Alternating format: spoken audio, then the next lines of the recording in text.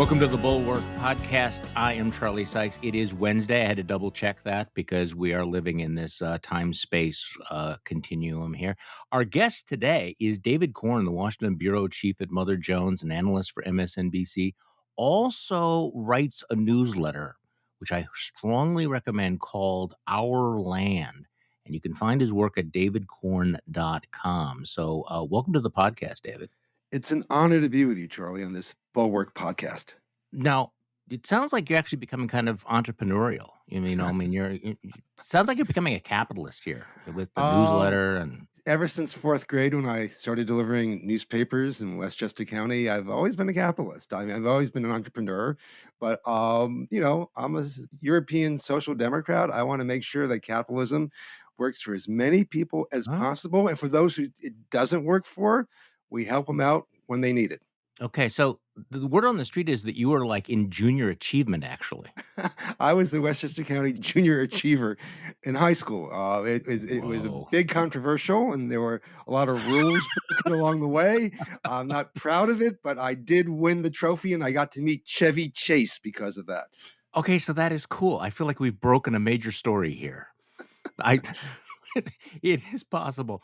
Look, I want to talk about your big scoop about the Russian media being told it's essential to feature Tucker Carlson. But before we do that, could we just wallow in the Mo Brooks story for a moment? A little bit of background: Mo Brooks is the extremely Trumpy MAGA congressman from Alabama who actually spoke at the January 6th rally, saying that we should, go kick ass. I think he was wearing a bulletproof vest. Is that right, David? He was all in. He Yeah. was one of the rabble rousers. He was one of the rousierists. Right, right. He is like right there to the limit. And he's running for Senate in Alabama. And with Donald Trump's endorsement, Donald Trump enthusiastically endorsed Mo Brooks. And until this morning, Donald Donald Trump threw him under the bus in just the most fabulous way. Look, I don't want to make this mysterious what happened here. Mo Brooks at one time was 44 percentage points ahead, and Trump loves winners. His campaign has been floundering despite the Trump endorsement, and Trump hates losers. And so he just dropped him from a great height. I'm sorry. It's one of those moments about, you buy the ticket, you take the ride. Mo Brooks learning a little bit about Trumpian loyalty going only one way, right? Well, it's become a cliche to call the GOP a Trump cult. Oh. But this is what happens. It's Stalinistic, actually. It's all about the leader, and if you do anything that upsets the leader, you become a non-person. In the old Soviet Union, they took you out of the photos, they put you in jail. In this case, Mo Brooks said something like, "I think it's time to get past the 2020 election. Like, let's just forget about it and move on." And in the Trump cult, the thing that matters most right now, of the top 10 things in the Trump cult, 1 through 10 are challenging the 2020 election and reinforcing the big lie that Trump won. If you don't do that, you don't get to stay in the Trump cult. So you get airbrushed out of the photos, and sort of the icing on the cake for those of us who kind of find this a bit delicious to see this come up, is that Trump called Mo Brooks woke. Yes. Like that's the ultimate insult here. And it's not because he wants to teach critical race theory to kindergartners.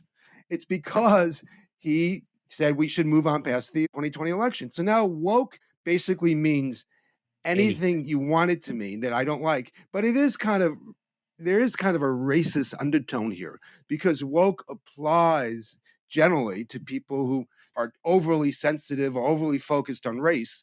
Now, if you do something that Trump doesn't like, you're one of them. You're one of those people who care more about black people than white people. You're woke. And if anyone knows Mo Brooks, he is the least woke person out there on the conventional definition of woke, right? So, You're right. But it's become the all-purpose word, right? Remember when Madison Cawthorn attacked President Zelensky and he's attacking Ukraine, and he just sort of throws it, and they are embracing woke ideology. It's basically a kind of a trumped up, I don't like you, just all purpose poopy head. Yeah, but I do think, I'm just really working this out in my mind as I Mm, talk to you, which is dangerous to do on a podcast, but we're not live, yeah, so we can right. edit it out if it sounds stupid. That there is this racial component, yes, you're a poopy head, as you say, Yeah. but you're a poopy head because you're like these other people who are doing this racial thing that we don't like. And in fact, the one of the low moments on the Trump right. I mean, there are so many. We can spend hours on it. But one happened the night before the Russian invasion of Ukraine on Steve Bannon's own podcast. He was on with Eric Prince, and they were kind of laughing giddily about Vladimir Putin, and that they kind of liked him because he was Exactly. anti woke. So that's why they were in favor of a guy who has destroyed cities, killed thousands of civilians, and has threatened nuclear war. Yes, but at least you don't have drag queen story hour in Moscow, Yes, so there right? there I mean, is that. On the one hand, complete destruction and deaths of thousands. On the other hand, we don't have to look at rainbow flags. I was thinking when you were talking about Mo Brooks, very mildly saying that, okay, it's time to move on, which has, resulted in the unendorsement. Obviously, it's more about the poll results, but he said, we need to move on from 2020. It reminds me that he was like the guy that stopped clapping first, at one of these Stalin or Kim Jong Un things where they're all like Yeah. applauding and applauding, and no one wants to be the first person to stop applauding because then you get taken out. Mo Brooks stopped applauding, and it was like, "You're done. You're out." This is just another reminder, though, how toxic these Trump endorsements are. I mean, I know it's in the cult. It's become this conventional wisdom that in Republican politics, this is the most valuable thing you could possibly have to have Trump's endorsement. But number one, we're seeing around the country, it may not work. He may have a bad primary season. Number two, if you get Trump's endorsement, you are required then to say all the stupid things all the time, and you can't ever stop clapping. And then number three, it's possible that he will just unendorse you, revoke you in the most Yeah. humiliating possible manner. So I would think that once again, Republicans might want to actually rethink the wisdom of crawling on your knees and pulling your forelock and kissing the ring and begging for Donald Trump's blessing. I mean, I know you're an optimist, Charlie, but I No, think we're long past the point of the Republicans coming to that realization. I mean, after January 6th, there was this nanosecond when Kevin I McCarthy know, I know. and Mitch McConnell, even Lindsey Graham, said enough was enough. He was responsible for this. It was reckless. It was, a threat to the Constitution, to the nation. And I think they saw a glimmer of like they were hostages, and like the door opens, and like I we think can make so. a run for it, and Yeah. then all of a sudden the door closes because the base says. The problem isn't the Republican leadership as much as I think it is the Republican I base absolutely. saying, no, no, no, we want this. We want more January 6th. We want more QAnon shamans, attacking Mike Pence and threatening to kill him. And so they don't have the courage of leadership, which sometimes is to challenge your followers or try to lead I them think, yeah, in a yeah. certain direction. I know that's hard, and there is a tension between representing people and challenging them and putting them in a different place. But by going along with this, they have only fed the Republican madness.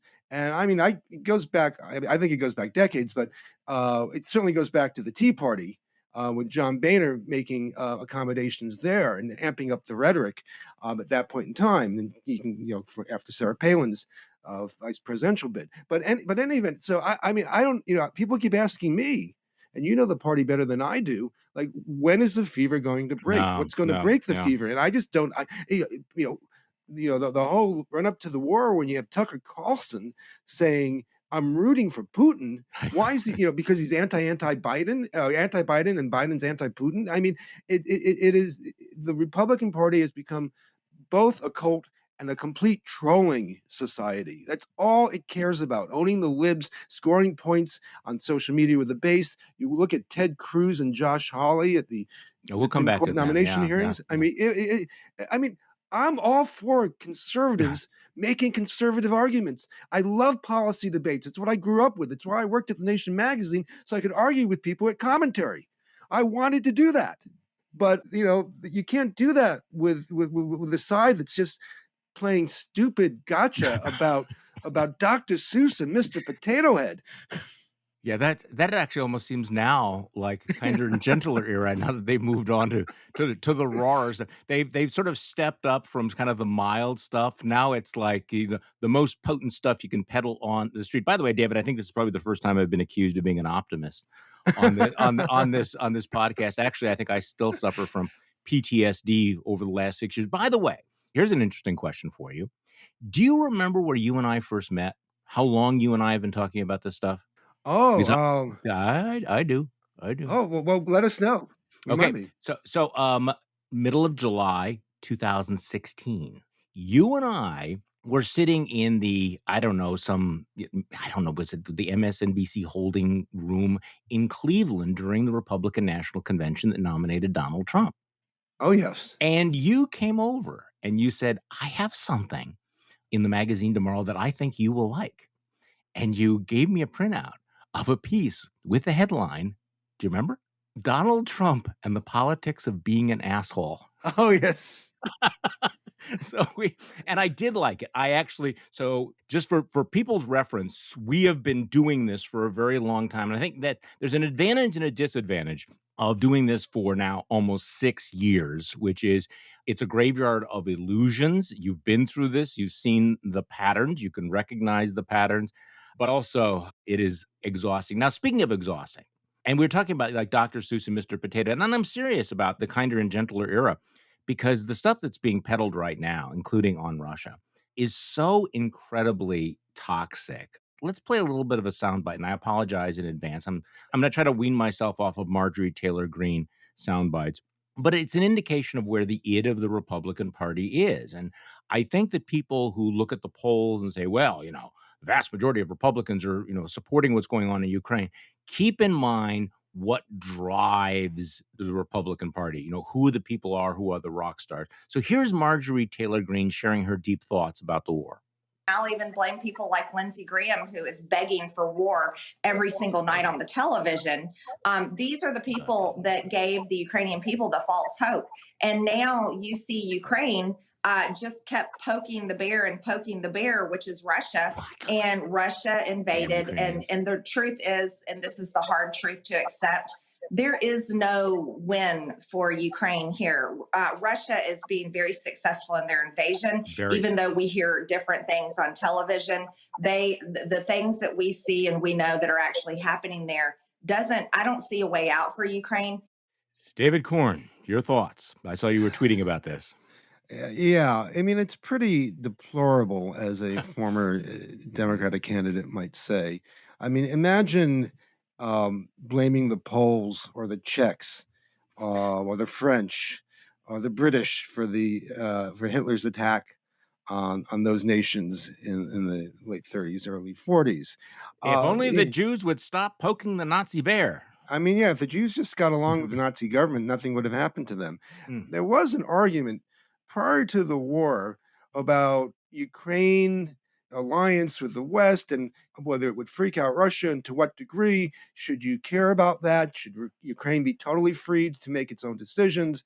Are there security concerns for Russia that should be honored? I mean, that was a debate that's been ongoing for years and, was worth having and worth discussing. But while cities are being leveled, to sort of blame the Ukrainians because they poked the bear, there was nothing in that comment. And there's been very little, if you watch Fox and other places, that's blasting Putin for massacring thousands of people and destroying cities. I mean, that's where the visceral reaction, that's where the anger should be, not blaming Ukrainians and to say the invasion has been successful and it's Very great and it's successful. very successful. And maybe at the end of the day, the Ukrainians don't have a way out of this. And maybe they end up being conquered in some fashion by Putin and Russia. That's certainly possible. But to talk about it in this tone, I mean, and then you had Madison Cawthorn calling Zelensky a thug. You've had Candace Owens, who was like the number one black supporter of Donald Trump. That's what she called Well, herself. and You Ben know, Shapiro, she still is a Ben Shapiro star. the intellectual conservative, You know, Ben, and she's out saying Ukraine's not even really a country. It was created by Russia in 1989, which is historically wrong. It's like these people are rooting for Putin. They're rooting against Ukraine, and I think this is all a product of the toxification of politics that has happened, in the last 6 years with the rise of Trump. It was going in that direction. He didn't create something out of nothing, but he actually exacerbated it. But this is unfortunate in the sense that with the American public more or less coalescing behind a set of policies that Biden and the West are following, with most Americans horrified by what Putin is doing and not not supportive of him, and actually inspired by Zelensky and the Ukrainians' fight for democracy. This could have been a moment in earlier years where we actually put aside some differences, and agree on some big ideas about the value of democracy and the value of trying to support Ukraine. We could argue about the best ways to do that, and no doubt we would. But the Republican Party is just hell bent on making sure there is never a consensus about what to do, whether it's about COVID, about Ukraine. And it's hard to have a country if 10, 20, 30, 40% of it says, we will not work with you, we will not join with you under no matter. any circumstances. Even if we're attacked by aliens from outer space, and Independence Day, they'd be rooting for the aliens. Well, it depends which side Biden was on. So Yes. let me talk about your big scoop last week, because I want to get to this fundamental question, which I think is fascinating, which is why you have conservatives who love Putin. Let's just hold that thought over here. But I want to talk about your story, which was, I think, a real bombshell. This leaked memo from the Kremlin telling the Russian media that it is essential to feature Tucker Carlson. This was March 3rd. As the Russians are bombing Ukrainian cities, the Kremlin sends out talking points to state-friendly media, and at the center of it, use more Tucker Carlson. So, talk to me about this amazing memo. Yeah, and this was a series of memos. I mean, I got my hands on two, another one that came out a week later that also encouraged them to quote Tucker Carlson on, attacking Biden on inflation. This is classic propaganda and disinformation. If you can use the other side to make your point, that's better. It's one thing for a Russian to say Putin's great. It's another thing if you can quote an eminent American commentator saying Putin is great, and particularly if you get into these disinformation battles. I mean, we saw that on Tucker's show, he and Glenn Greenwald were promoting the Russian disinformation that Ukraine had bioweapons labs that the U.S. had been supporting, and this was one reason why the Russians say they had to go into Ukraine. In fact, Tucker on one bizarre show was screaming, they call this disinformation, but it's true, it's true, it's true. And he was totally mischaracterizing testimony that came from a State Department official earlier that day. And then what he says then gets picked up again by Russian media, with Tucker Carlson, basically debunking the charge that this is disinformation. So it's incredibly useful to the Russians. Now, I've known Tucker a long time, for decades. We used to do Crossfire together as Hmm. guest host on that, and I used to get along with him pretty well. And think about this and all the other stuff too about him a lot. But it is possible he's entitled to his opinions, as you and I are. And if our opinion happens to be that something another country is doing is right, and what we're doing, our policy, is wrong, so be it. I've felt that way at times in the past. But when this involves an illegal invasion that's killing thousands, I don't know why you wouldn't say to that other country, hey, leave me out of it. This is my view. I will state my view, but I'm not your propaganda tool. Try to create some separation. At least pause for a moment and look at how your words are being used So he by hasn't done people. that. He No, hasn't. he hasn't. No, he hasn't done that at all. He Huh. refused to respond to my story. I tried many ways Hmm. to get him and the top Fox press people. I mean, I reached them. I mean, I got them. They knew what the story I was working on. I, sent them the portions of the memo. They didn't respond, and they before the story went up. They haven't responded after the story went up, and he certainly hasn't used his broadcast to tell the Kremlin to knock it off, stop using me this way. So, I mean, I have a very difficult time understanding just the human calculations that go on in a situation like that when you see yourself being used by people who are creating such devastation and you don't speak out about it. The Russian memo that you had goes through exactly the kinds of things that Tucker Carlson is saying that they wanted to amplify. You know, that Tucker Carlson's been very critical of the United States and NATO, blaming them for unleashing the conflict in Ukraine. The defiantly provocative behavior from the leadership of Western countries toward the Russian Federation and President Putin personally. They wanted to emphasize Tucker's position that Russia is only protecting its interests and security. And the memo includes a quote from Tucker. And how would the U.S. behave if such a situation developed in neighboring Mexico or Canada? And then you go through in the article what the various talking points are. But let's go to this question that we're kind of circling here. What is your best theory about what Tucker is thinking? Because I have to say that I was on a show the other day with somebody who was pushing the line. Well, this is Russian compromising people or Russian money is doing this, and I'm shaking my head. I didn't have a chance to answer, but I was, Yeah. my reaction was, I think you're totally missing the point here. Tucker is not paid off. Tucker Yeah. has plenty of money. They don't have naked pictures of him. That's not what it is. There's a certain, I don't even know if you could use the word he believes this shit, but there is a reason why he is doing this. Right. What do you think? I mean, is it just the oppositionalism? Because Yeah. he doesn't need to do this to get big ratings, right? He doesn't need to Right. do this. No, I don't think he does, and I don't think he's being blackmailed. I don't think No, he's no, being bought off. I agree with you no, on that. no. I see no evidence of that.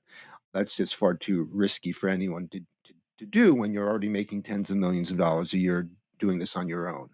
I think there are kind of overlapping explanations, none of which are fully satisfying.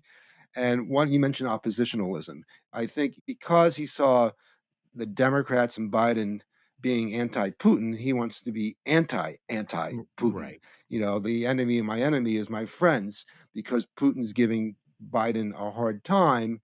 He wants to be in favor of Putin. That's the trolling explanation here that, this is the culture of the right now. We have to be against anything that Biden But that causes. there's genuine admiration But I was for the getting to the authority. next. Yeah, right. Yeah, I so mean, I said that's one. I said they were yeah. overlapping. I don't know what you call that, a cultural sociological explanation.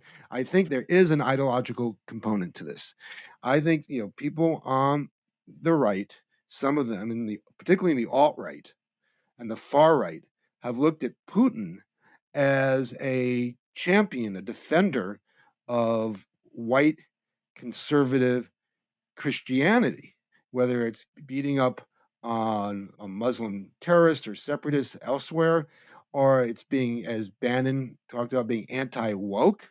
And they see him as a strong presence for what they would call Western values in a certain way, even though he comes from the East, right? And I do think that you look at their attachment to Viktor Orban in Hungary. CPAC had scheduled its conference there that they had to cancel because of the war, but there is this affinity for these post-communist, anti-immigrant, anti-woke authoritarians of Eastern Europe.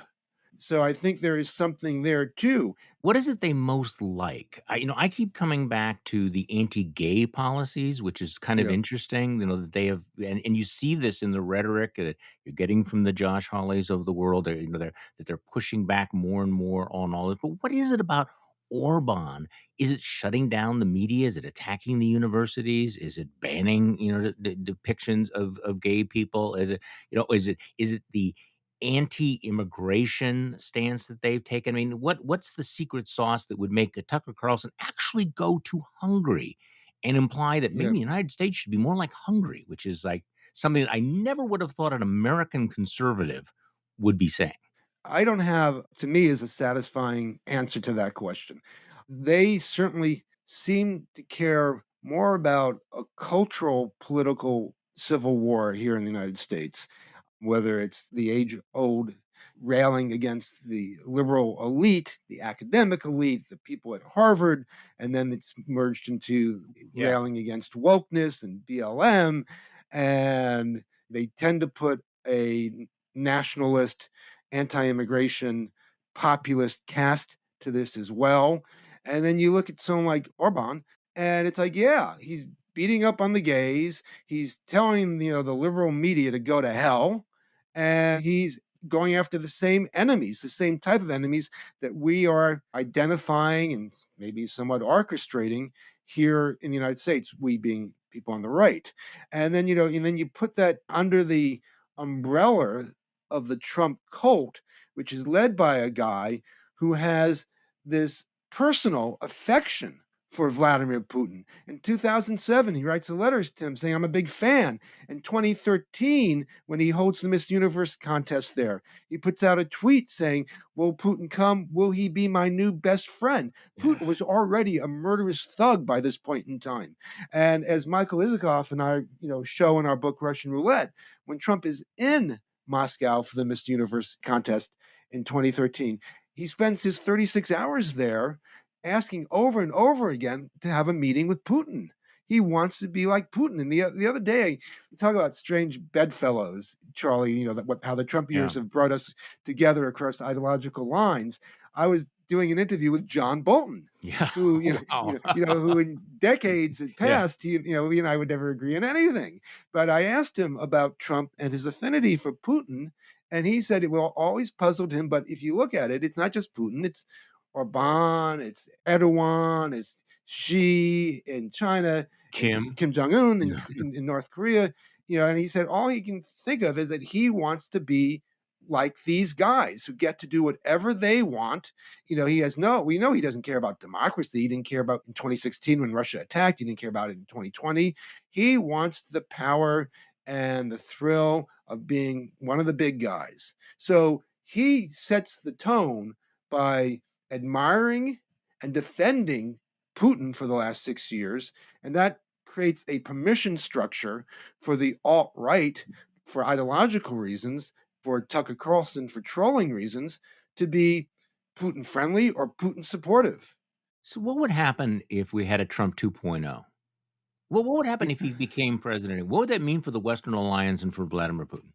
Well, first, I want to say, the three things that Trump cares most about in life overall are revenge, revenge, and revenge. I mean, think about the scene in Godfather where Michael Corleone takes care of all the enemies on the same day when there's a baptism. I mean, Trump would be only motivated by settling scores. So, you know, what would that, what would that mean in terms of, the Ukraine or anything like that? It would all be filtered, through settling scores and doing and part of the score settling, which he tried to do with Obama, would be undoing anything that Biden did, right? So if Biden strengthened the NATO alliance, an alliance that Trump, according to John Bolton and others, wanted to blow up in his second term, he would blow it up. He would do whatever he can not to be a leader. He would accommodate Putin wherever we are with the war at that point in time. He would also, I don't want to be overly paranoid, but he would use whatever power the federal government grants him, or I should say, abuse whatever power he could to go after his political enemies, whether it's through, Oh, I don't think you, that's paranoid. I mean, this is a guy who was saying yeah, lock her up before he got yeah, elected. So and so, but whether through maybe through the IRS, through Justice Department investigations, certainly, we'll see, particularly if the Republicans win back the House this coming November, or if they had it control of either body with the second Mhm. Trump presidency, 27 different investigations of Hunter Biden, investigations of the media, I think that's investigations of guaranteed. Hillary Yeah, Clinton, yeah. Uranium One. They're just going to go back through everything again. And of course, the Ukraine conspiracy to throw the election to Hillary in 2016, which didn't happen. So what I think is fascinating about this is that short term, I agree with you that look, Vladimir Putin could win a lot of battles in Ukraine. It's going to be horrific. It will be terrible. I don't know what the outcome is going to be. I can't imagine that ultimately he will quote unquote win. Um, to use the analogy that we've used on this show before, Ukraine is the porcupine that the python is trying to ingest, and that doesn't work out well. Uh, and I think he's going to remain a pariah for a very long time. I don't know how long because we know how short people's attention spans are. But the one thing that can deliver him the strategic victory that seems impossible right now, I think, is a Trump presidency. That Yep. Trump could make him an unpariah, whatever the opposite of pariah is, embrace him.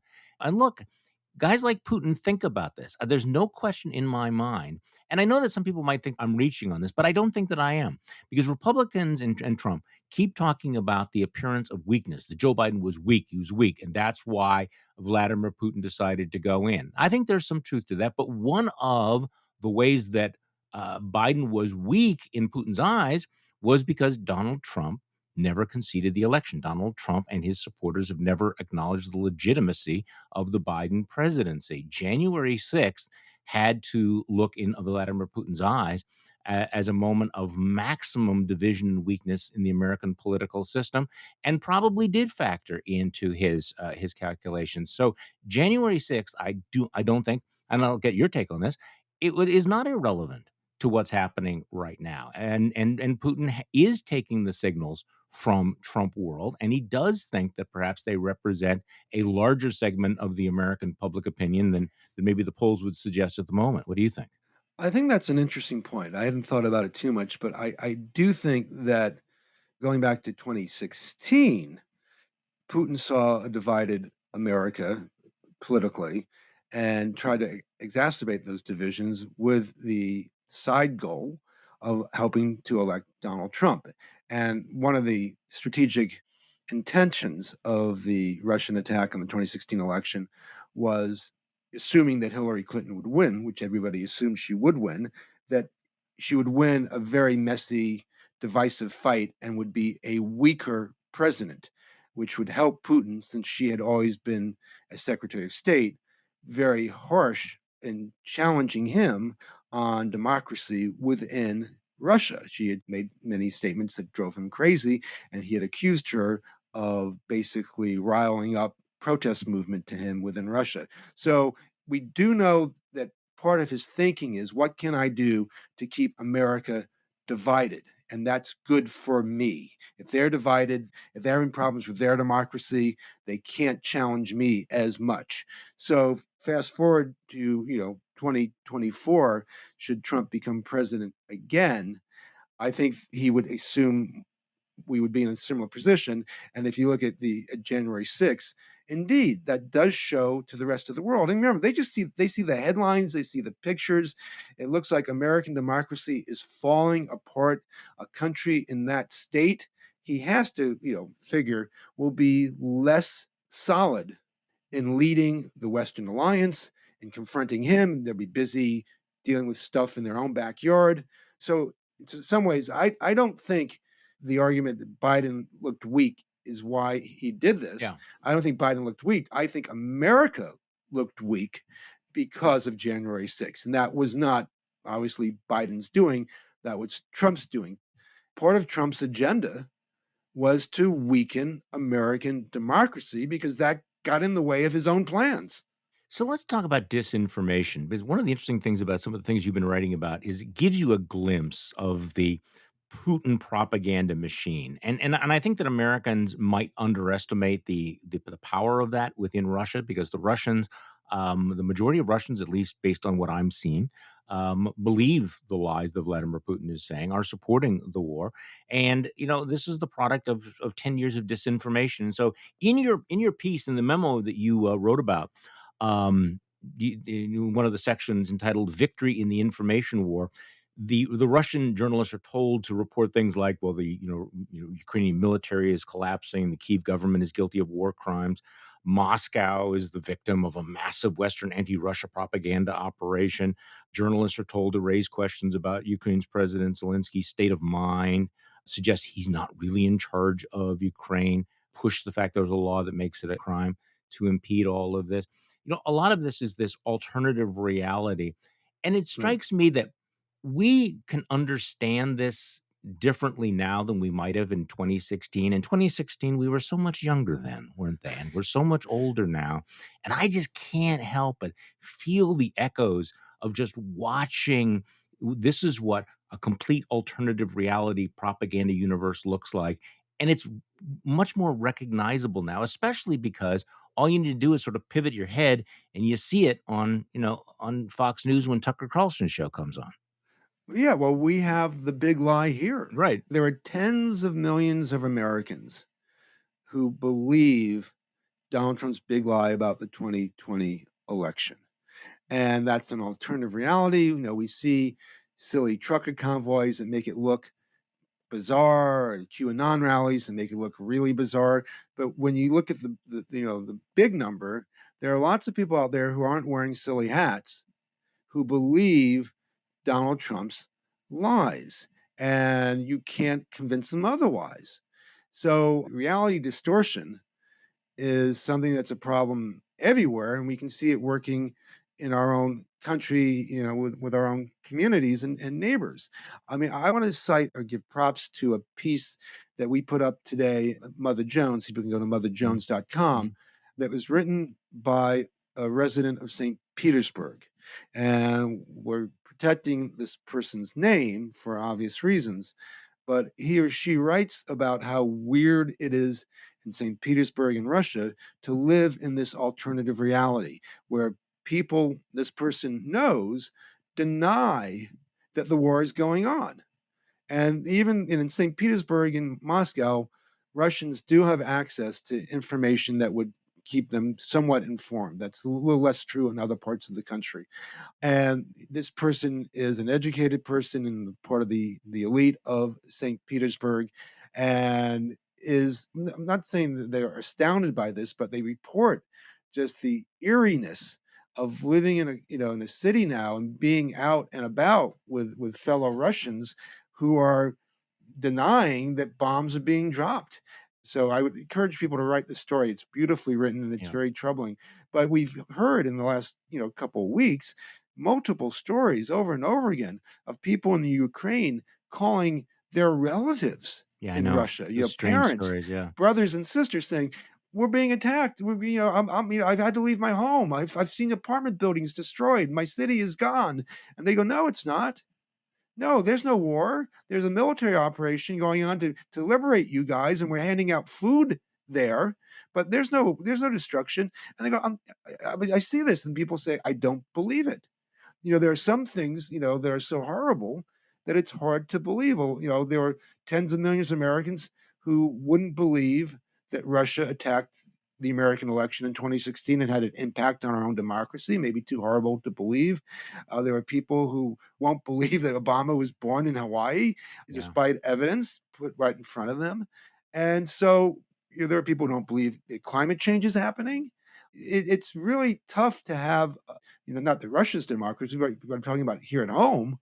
We talk about reality distortion. It's hard to have a democracy if you can't accept basic Yeah, facts. I mean, isn't that what an indictment that really dealing with this disinformation is really a central part of our politics right now. You can't even talk about American politics without talking about the role of this reality distortion field that is put out by the folks who peddle disinformation. So the story you're talking about has the headline, "This Troubled Silence. In Russia, we don't talk about war or politics.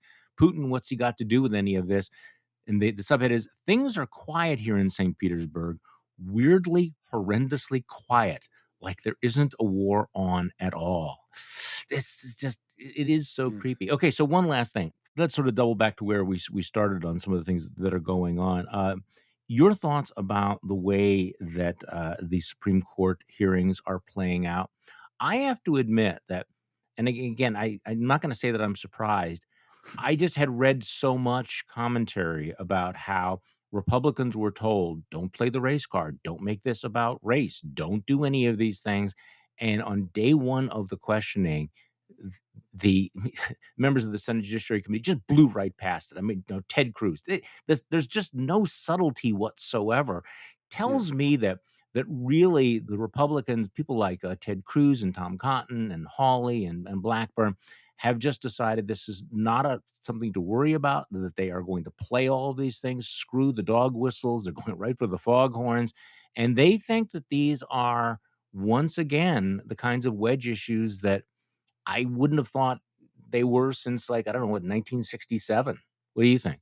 Yeah, I mean, I am totally unsurprised, Yeah, in our internal conversations at Mother Jones as we got ready for the hearings. I said over and over again, they're going to make this about race. They can't not do this. They can't resist. She's a, they may not attack her directly and say she shouldn't be on the court. I mean, they'll vote against her, but they may right. not go against her. But they're going to use this as an occasion for the flying wedge. I call it that. Yeah. Uh, and so I've watched some of the hearings, and you see Ted Cruz start haranguing her for being on the board of a private school in the DC area that had some anti-racism books on the curriculum. What the hell that has to do with anything other than just him as a sort of peacock strutting his feathers to show I am fighting wokeness and critical race theory everywhere I can. That's what I am. I'm a champion of this. It turns out I saw that Forbes reported that some of those very same books are on the curriculum of the school that he sends his own children to. Oops. I mean, it's Oops. just ridiculous. And Josh Hawley raising questions about whether she has gone light in terms of sentencing sex criminals or pedophiliacs. It sounds like a cliche to say this, but would they be doing this if she were, if she was a white No. candidate? We know the answer here. So They I, they w they want her to be the face of liberal democratic wokeness. They yes, see her as the perfect poster child, the perfect foil. They want to do that. The Republican National Committee puts out that tweet with her picture, KBJ, and then crosses it out and writes CRT. I mean, they're not even trying to be subtle about all of yeah, this. and Tucker Carlson was talking about how but then he's taking like the opposite line, like she's more of a white liberal. She's not has nothing in common with a black street rapper. Right, It's like street whoa. I rapper. mean, so what's the angle on that? You and I might disagree on to some extent. I know that our friend Stuart Stevens is with me on this now. I think the Republican Party, going back to 1960, 64, has played the race card. It's always been essential, and they do it sometimes more, sometimes less, but it's always been baked into the cake. And when you thought the election of Obama that maybe we were moving to a different phase, it actually awoke the anti-wokeness and made racial resentments even more important to the Republican Party. And Trump's racism, from his promotion of birtherism and everything else he's done, became not a bug but a feature. Well, I agree, and here's where I disagree. I don't think this was inevitable. I think that there was an alternative for the party at some point, but that was the road not taken, because we now see what the road was that was taken, and so all of those things that had been the recessive genes have just flared up in such a dramatic fashion that they're doing. I have to say that she's handling this. I use the term, preternatural calm, Yeah, which I hope nobody thinks of as pejorative, because, yeah. she is sitting there and, watching these bad faith attacks, and really understands how important it is for her to keep her cool. And I think that she's done it, and, systematically trying to explain to Tom Cotton how Yeah. the sentencing works, the complexity of all of this. But Tom Cotton also knows that the complexity gets lost if you make the charge loud enough and repeatedly enough. Well, she's no Brett Kavanaugh, that's for sure. And she did give Cruz this look yesterday that It was that was classic. just daggers, and then she just very calmly explained her answer. So no, I do not know her personally. I know people who do, and they just speak in just tremendously wonderful terms about her. I mean, what she's doing the last 2 days is showing what we call a judicial temperament, right? Right, right, And which is right, so, important. Yeah. which is important. So my hats off to her. I'm not sure I could treat Lindsey Graham and Tom Cotton and Ted Cruz and Josh Hawley with the surface level respect she has done so. But, that's what you want from a judge. So it's to her credit. Yes, after 11 hours of being asked, can you define a woman? Are babies racist? Could you rate your faith on a scale of 1 to 10? And then Tom Cotton, you sympathize with this fentanyl drug dealer. At some point, you would say, Senator, with all due respect, just fuck off. I mean, I don't know. Or, This is why I or, will never be on the Supreme Court. or at long last, sir, have you no decency? Yeah. Well, okay, that I think would not be inconsistent with the judicial temperament. I don't think so. Yeah. So, David Corn, thank you so much for coming on the podcast. David is the Washington bureau chief at Mother Jones, an analyst for MSNBC. He also writes the newsletter Our Land. You can find his work at davidcorn.com. Great to talk with you again, David. Thank you. Now I can check this off my bucket list. And thank you all for listening to today's Bulwark podcast. I'm Charlie Sykes. We'll be back tomorrow, and we'll do this all over again.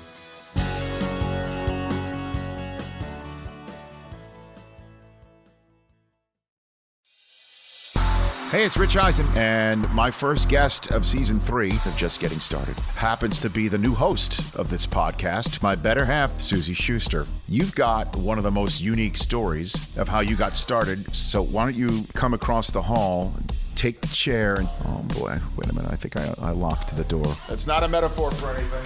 How's the lighting in here? I mean, I'm vain, So I thought for the first season, try to bring you people I thought were diverse and different and maybe interesting, and that's why I started off with Jeffrey Ross, the comedian. And then, we've got a bunch of other asks out, making Paul Rudd do it. Sorry, Paul, do you know that you're doing it? And I want this to be inspirational. Life is really hard right now, and sometimes you just need a little bit of help, someone to reach out their hand and pull you along, or to push you from behind and say, you can do this. And I'm hoping that's what you're going to get from Just Getting Started. Go follow Just Getting Started wherever you get your favorite shows.